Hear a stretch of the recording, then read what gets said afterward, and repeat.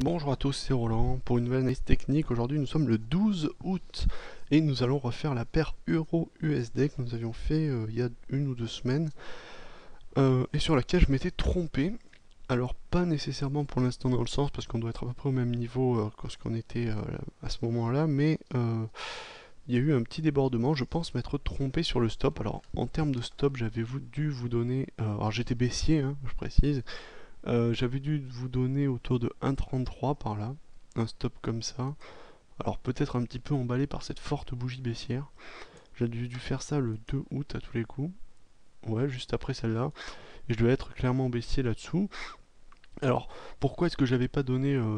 Là, je suis encore, je précise, mon avis en début, comme ça, vous l'aurez.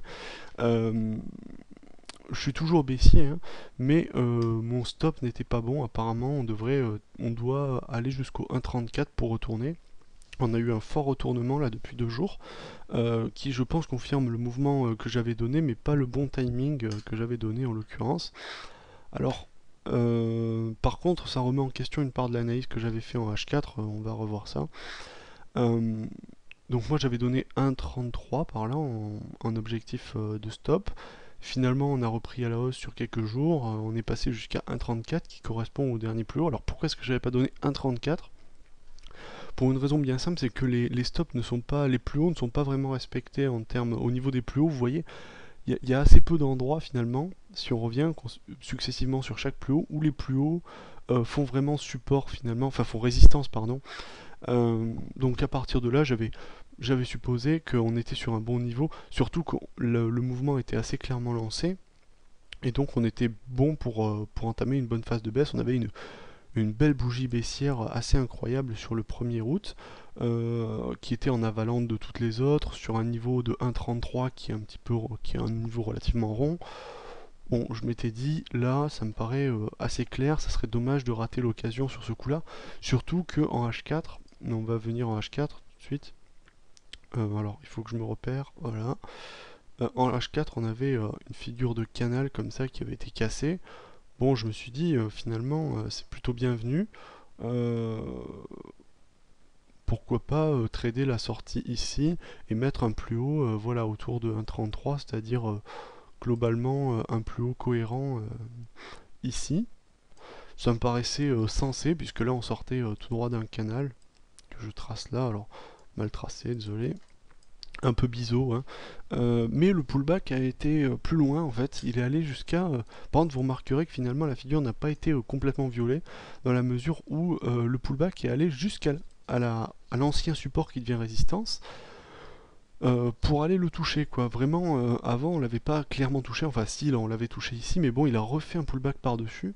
Donc là par contre, là on a un mouvement beaucoup plus clair à la baisse en H4 depuis quelques jours, depuis cette reprise de semaine. Alors on a à nouveau une sorte de droite de tendance qui a été à nouveau cassée ici de support, mais bon là c'est pas significatif, je m'en servirai pas comme support d'analyse, ça me paraît pas intéressant. Par contre voilà, je maintiens mon analyse. Bon, ça invalide pas totalement l'idée du canal que j'avais tracé, mais bon, ça, je pense qu'on peut plus, on ne va pas trop se fier à ça. Donc je vais revenir sur l'analyse initiale, c'est-à-dire avec les grands objectifs. Donc je maintiens mes objectifs intermédiaires que j'avais dû placer autour de 1,20, j'avais dû mettre 1,31 et 1,28.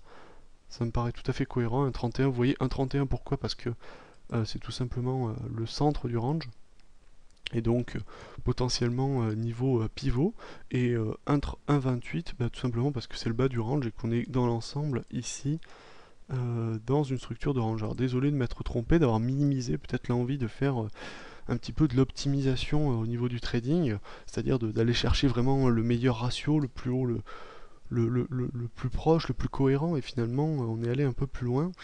Même si, à mon avis, là vraiment, je pense qu'on est bien reparti pour une phase de baisse. On a tout qui va avec. On a une sorte de harami baissier en haut, qui se complète avec un gros décalage aujourd'hui à la baisse. Ah oui, c'est pas... Ah oui, là c'est le 9. Ah oui, voilà, c'est bon, c'est vendredi et lundi hein, que j'avais sauté le week-end dans ma tête.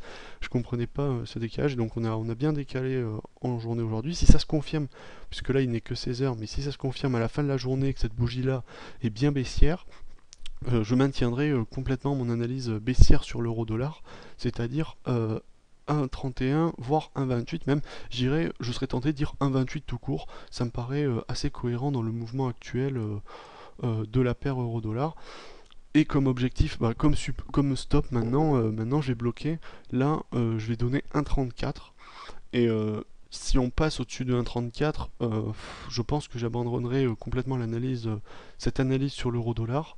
Je pouvais pas vraiment l'abandonner la dernière fois, j'aurais peut-être dû le préciser en remarque, le fait que peut-être que ça pourrait aller à 1,34, alors peut-être que je l'ai fait et que je l'ai oublié, peut-être que ça pourrait aller à 1,34 en résistance, et effectivement ça l'a fait. Maintenant, par contre, je pense que là, on est bien pour un 31 et un 28.